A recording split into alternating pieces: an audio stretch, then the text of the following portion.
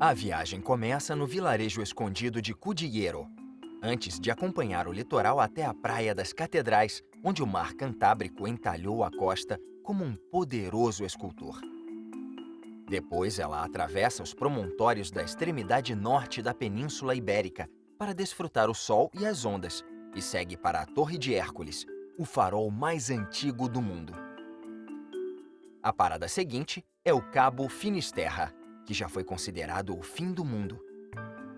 Seguindo o continente adentro para o leste, a parada é na Catedral de Santiago de Compostela, local sagrado para os cristãos e túmulo de um dos apóstolos de Jesus Cristo. A viagem continua para o leste, até Lugo, com seus antigos muros, e segue para sul até uma série de mosteiros espetaculares, para terminar no castelo de Monte Rei, na fronteira com Portugal. Na costa das Astúrias, em meio a uma ferradura formada por íngremes penhascos rochosos à beira-mar, fica o pequeno e pitoresco vilarejo de Cudillero. Além de ser deslumbrante, o anfiteatro natural que o cerca o deixa praticamente invisível dos dois lados. Uma camuflagem poderosa que ajudou a proteger a pequena cidade dos piratas normandos que patrulhavam a costa da Espanha, saqueando e incendiando tudo em seu caminho. Aqui, casas e lojas coloridas cobrem as encostas das montanhas, levando até o local mais importante do vilarejo, sua marina. Cudillero foi fundada por pescadores e continua sendo uma comunidade pesqueira até hoje. Observar os navios voltando do mar todas as tardes e comprar frutos do mar frescos direto dos barcos é a atividade preferida pelos moradores.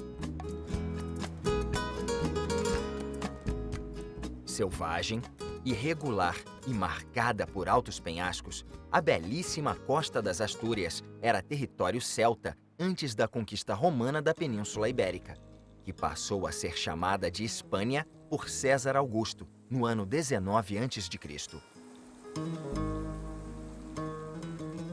O som das gaitas de fole celtas ainda pode ser ouvido nesta região, como lembrança do passado deste território. Esta foi a única região do país que nunca foi ocupada pela invasão islâmica do início do século VIII. Os invasores foram expulsos desta terra por um líder visigodo, na Batalha de Covadonga, em 722. Uma vitória que fundou o Reino das Astúrias. Sem ele, talvez a península nunca tivesse sido reconquistada e a Espanha moderna nunca tivesse nascido. Escondida em meio aos penhascos, fica a cidade portuária de Luarca. Construída ao redor de uma enseada em forma de S e cortada por um pequeno rio, este chegou a ser um importante centro baleeiro. Atualmente, ela sobrevive como um modesto, mas atraente balneário. Além dos penhascos, a costa conta com mais de 200 praias, que oferecem vistas belíssimas, ondas ótimas para o surf e algumas áreas para a prática do naturismo.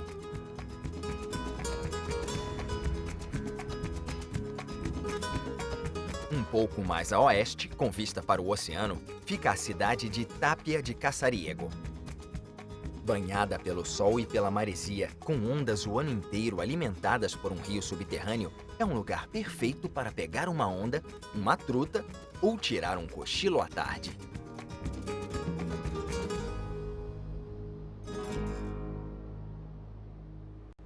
Um dos locais mais bonitos e icônicos do litoral espanhol é a Praia das Catedrais. Um monumento nacional visível apenas durante a maré baixa, a enseada apresenta diversas maravilhas da arquitetura da natureza, inclusive arcos de pedra, grutas e até passagens secretas. Subindo a costa, às margens das águas azuis do mar Cantábrico, fica a cidade de Foz.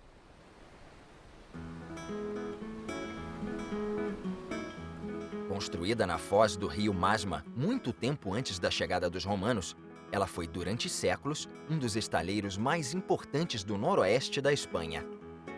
Hoje, com sua beleza intocada, Foz se tornou uma popular cidade turística. Subindo para o norte e oeste, a viagem atravessa os promontórios da Espanha na ponta da Península Ibérica para chegar a Cedeira. Cortada ao meio pelo rio Condominhas, uma teia de pontes liga o velho mundo ao novo. Tranquilas e serenas, ambas as partes da cidade são banhadas por uma longa praia. E muitos moradores locais ainda ganham a vida no mar. Eles pescam trutas em pequenos navios ou coletam os cobiçados crustáceos chamados percebes nas praias rochosas do Cabo Ortegal.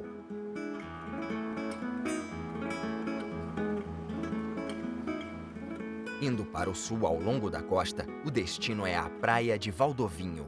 Ao todo, a região espanhola da Galícia oferece 1.200 quilômetros de praias, com algumas das melhores ondas da Europa. Dizem que aqui a dificuldade não é encontrar uma onda grande o bastante, mas sim uma pequena o suficiente para surfar. Mas para quem deseja um pouco menos de aventura, sempre há lagoas rasas e calmas por perto. Mesmo no verão, banhistas e surfistas que enfrentam o terreno rochoso para chegar a estas praias intocadas podem encontrar uma delas praticamente vazia.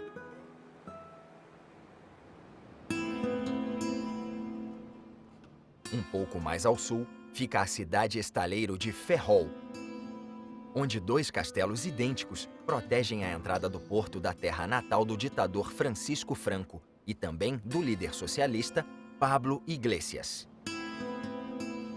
Perto da costa de Ferrol, alcançamos um iate navegando pelas águas azuis do Atlântico. Com 17 estuários, conhecidos aqui como rias, a Galícia oferece a segunda maior área de navegação de toda a Espanha.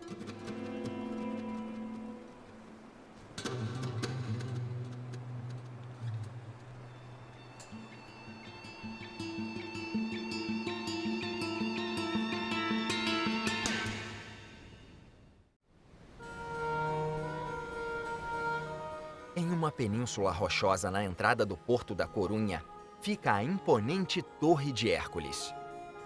Diz a lenda que depois de matar Gerião, o neto de Medusa, o mítico herói grego enterrou a cabeça do gigante neste local e depois construiu o farol para lembrar sua vitória. Na verdade, este farol incrível foi erguido pelos romanos no século I depois de Cristo. Com 59 metros de altura, ele é o segundo farol mais alto da Espanha e o mais antigo farol romano ainda em funcionamento. Embora os muros externos tenham sido adicionados muito depois, em 1788, grande parte do interior é original, feita pelos pedreiros romanos. O local foi escolhido porque, na época, ficava nos confins do mundo civilizado.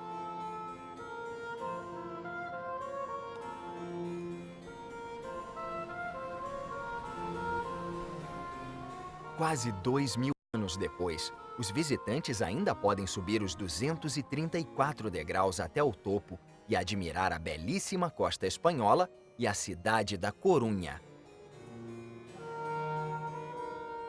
Este movimentado porto, estranhamente localizado ao longo de uma península, tem sido ocupado desde a pré-história, mas só começou a prosperar depois de ser visitado por Júlio César no ano 62 a.C. Mas a Corunha talvez seja mais famosa por uma batalha de 1589, quando uma mulher chamada Maria Pita expulsou a armada inglesa.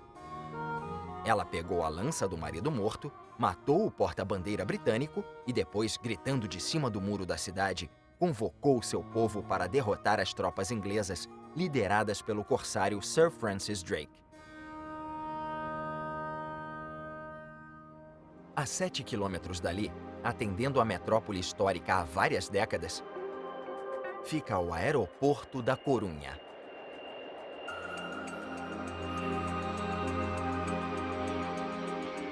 Mais de 800.000 passageiros passam por estes portões todos os anos.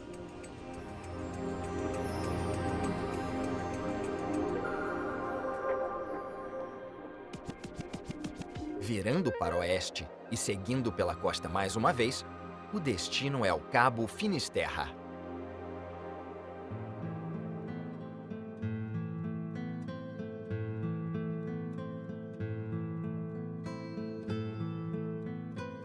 Avançando 600 metros mar adentro e com 241 metros de altura acima da água, fica o Monte do Facho. E em seu topo, fica o Farol do Cabo Finisterra, conhecido por muitos como o Farol do Fim do Mundo.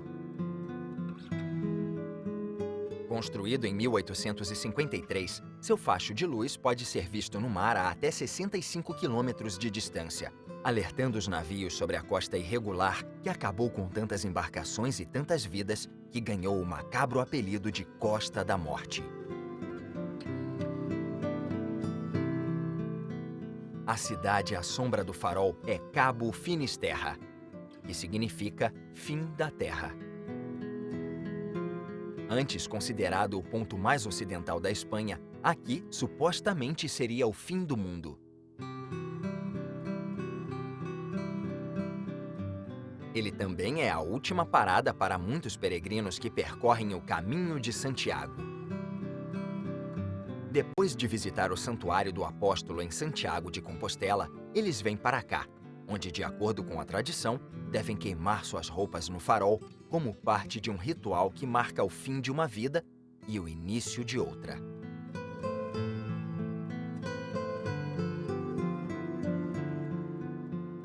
Mais para o leste, fica a enseada tranquila da charmosa aldeia pesqueira de Sé.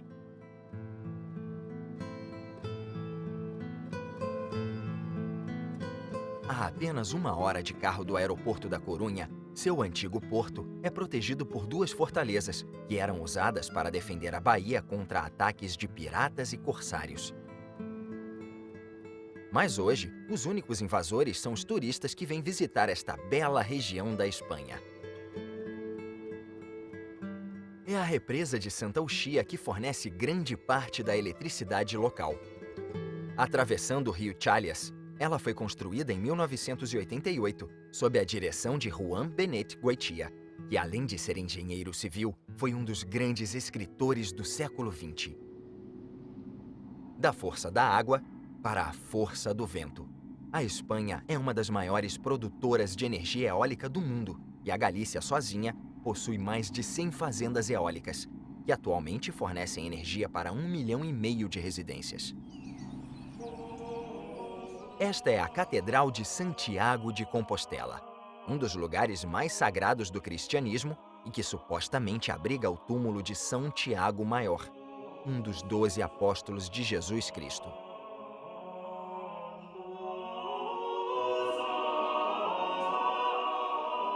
Desde a Idade Média, peregrinos vindos de toda a Europa percorrem o Caminho de Santiago para chegar aqui, sob os pináculos e estátuas desta grandiosa catedral. Esta é a 4ª igreja erguida neste local, e ela foi construída aos poucos a partir de 1075. Ela foi finalmente consagrada em 1211, mais de 130 anos mais tarde, e sua construção continuaria durante séculos. O resultado é uma mistura da arquitetura românica original com a adição de adornos góticos e barrocos, já que as partes iniciais da estrutura foram danificadas e restauradas. A catedral é o coração de Santiago de Compostela, a capital da Galícia. Diz a lenda que o eremita Pelágio foi guiado até a tumba de São Tiago por uma estrela no céu. Por isso, Compostela ganhou esse nome, que significa Campo da Estrela. A parte oval da cidade, cercada pelo alto muro medieval, é conhecida como Cidade Antiga. Ela foi praticamente destruída por forças muçulmanas no ano 997, mas foi totalmente reconstruída e fortificada no decorrer do século seguinte. Santiago de Compostela é um local de peregrinação há mais de 1000 anos ininterruptos, e hoje está mais popular do que nunca. Quase 250 mil pessoas por ano passam várias e cansativas semanas caminhando centenas de quilômetros para chegar a esta cidade e talvez encontrar um significado para sua fé. Ao sul da cidade, os ciclistas pedalam em direção à glória na corrida anual conhecida como a Volta da Espanha. Sua primeira edição ocorreu em 1935 e ela só foi interrompida algumas vezes, como por exemplo durante a Guerra Civil Espanhola e a Segunda Guerra Mundial.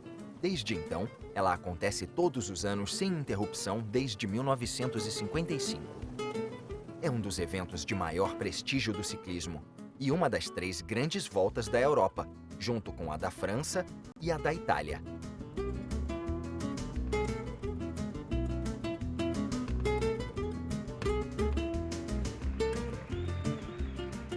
A primeira Volta da Espanha foi disputada por 50 ciclistas que percorreram uma jornada feita de 14 estágios ao longo de 3.411 quilômetros de montanhas e vales.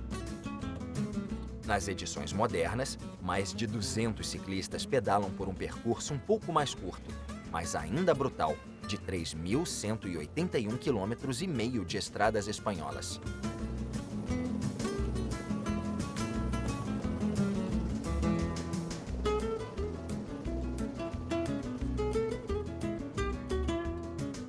Embora os ciclistas venham de todas as partes do mundo para enfrentar o cansativo circuito, por uma questão de orgulho nacional, os espanhóis historicamente dominaram a competição, vencendo 30 das 69 já realizadas.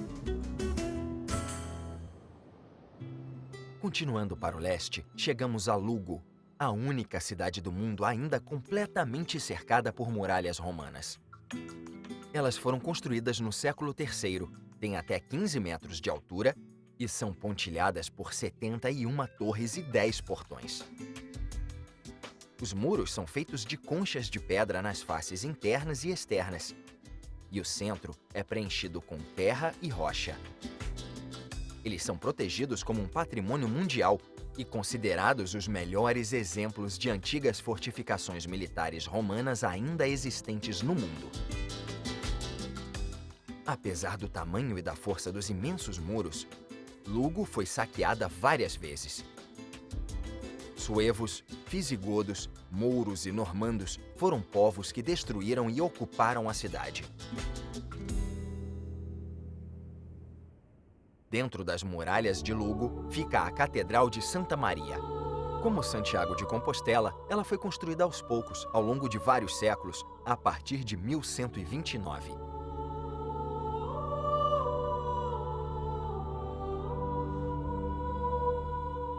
O resultado é uma bela e única mistura de elementos românicos, góticos, barrocos e neoclássicos.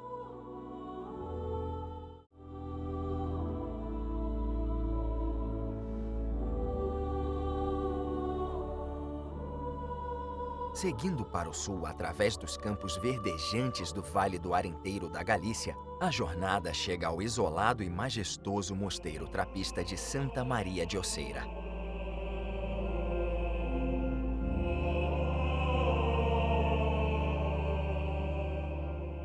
Considerado por muitos um ponto alto da arquitetura românica na Península Ibérica, ele foi fundado por monges franceses em 1137 e ampliado no decorrer dos séculos.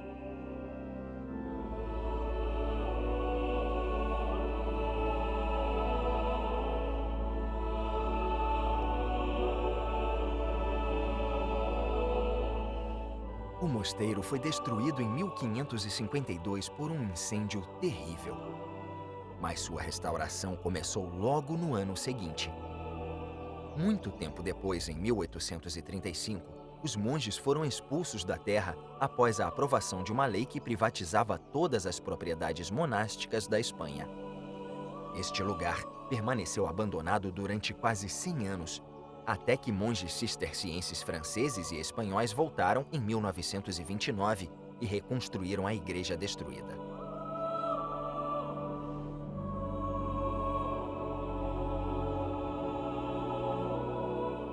Os 14 monges que atualmente habitam o mosteiro seguem os passos de seus ancestrais e continuam a tradição de destilar uma bebida feita a partir de 3 variedades diferentes de folhas de eucalipto plantadas bem aqui nestas terras.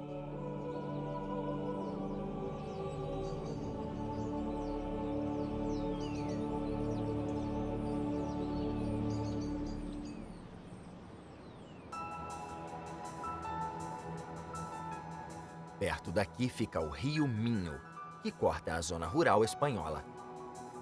O mais longo rio da Galícia, o Minho percorre 340 quilômetros, abastecendo vinhedos e fazendas e fornecendo energia hidrelétrica através de suas 3 represas.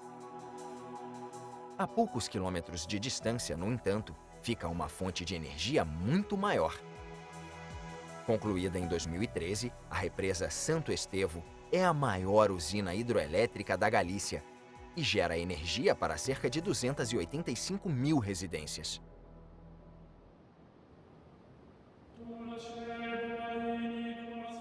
Seguindo o rio Sil a oeste da represa, entrando na região de Ribeira Sacra, escondido atrás da floresta, fica o remoto mosteiro de Santo Estevo.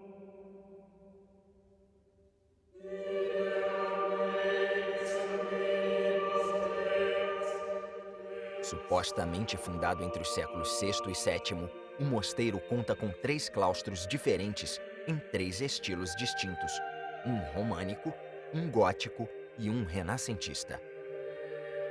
Declarado monumento de importância histórica e artística em 1923, o mosteiro foi transformado no que é chamado de parador, um tipo de hotel de luxo localizado dentro de edificações históricas.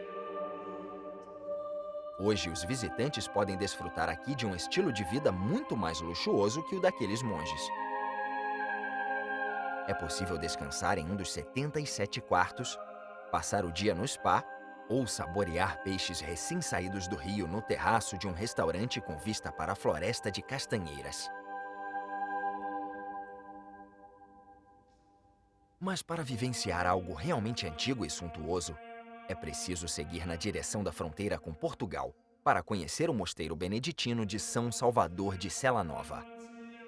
Fundada por São Rosendo em 936, a abadia possui como maior tesouro a Capela de São Miguel, que data de 942. Ela é não só a mais antiga do país, como também é o único monumento medieval espanhol que continua intacto e sem restaurações desde o século X. Grande parte do mosteiro foi reconstruída nos séculos XVI e XVII, inclusive a fachada da abadia, que limita um lado inteiro da praça central de Sela Nova.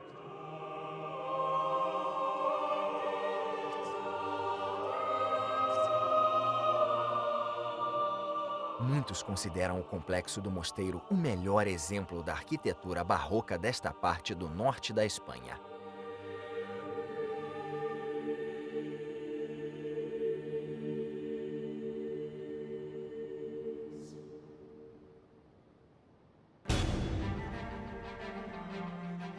A última parada da viagem é o Castelo de Monterrey, a apenas 10 minutos da fronteira com Portugal. Construído no século XII e completamente cercado não apenas por uma, mas por 3 muralhas, esta fortaleza foi construída por sua localização estratégica durante as guerras luso-espanholas. Mais que uma fortificação militar, o castelo também contava com um mosteiro e um hospital. Declarado Monumento Nacional em 1931, Monterrey também tem grande importância literária, como o lar da primeira imprensa com tipos móveis da Galícia. Por sua beleza antiga, seu legado cultural e sua força bruta, o Castelo de Monterrey é um lugar magnífico e o lugar perfeito para encerrar esta jornada.